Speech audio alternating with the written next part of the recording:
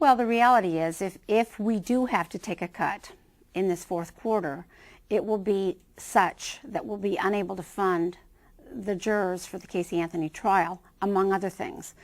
We listed in our letter to the Chief Justice a number of items, and I'd be happy to go over those with you right now. One is child support issues will appear. There might be people who have to wait longer for them. We have perhaps backups in our revenue collection. For example, if we have to close some of the windows in our traffic office, if we have to close any of our other divisions, our branches that are outside of the main courthouse, those could impact our ability to collect the money.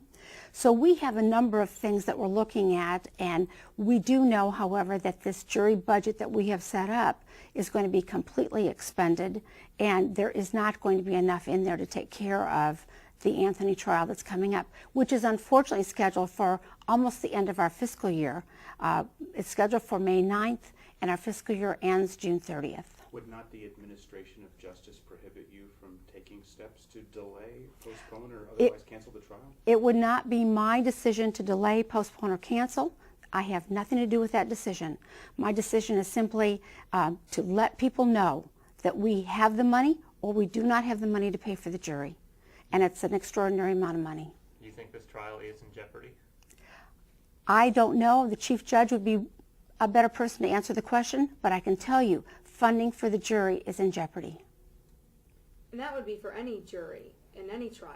Well, in this one in particular, because they're going to be sequestered for a long period of time, it could be 6 weeks, it could be 8 weeks, and because we're required to pay for hotel, food, that's 3 meals a day, transportation, and then we're also required to pay them the jury fee of $30 a day, we will not be able to do that. Another trial in this courthouse might last 2 days, in which case the jurors will not be sequestered and we wouldn't have those expenses. We might have a lunch expense for jury and we would be paying them $15 a day. So the difference is monumental in terms of this case. This is going to have to be a series of what-ifs, but assuming the budget cut goes through and is passed by the state, and assuming the judge tells you you can't fool with this case, you're out $1.5 million, what gets cut? Well, 90% of our budget is people.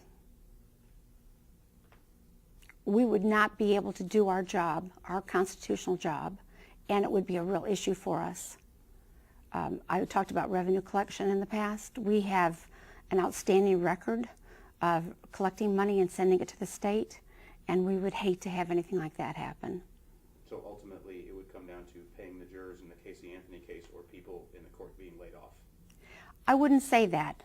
I don't think that we make those decisions. I think that we have to look at what's there. We have to continue to know that the door is open in Tallahassee. We have to know that, you know, our Speaker of the House is right here, a local person. Our Senate Majority Leader is in our local delegation. And these are the same issues that I presented to our local delegation in November before they ever went up. So they're fully aware of this, and I made sure that they had my letter to Chief Justice Kennedy yesterday as well.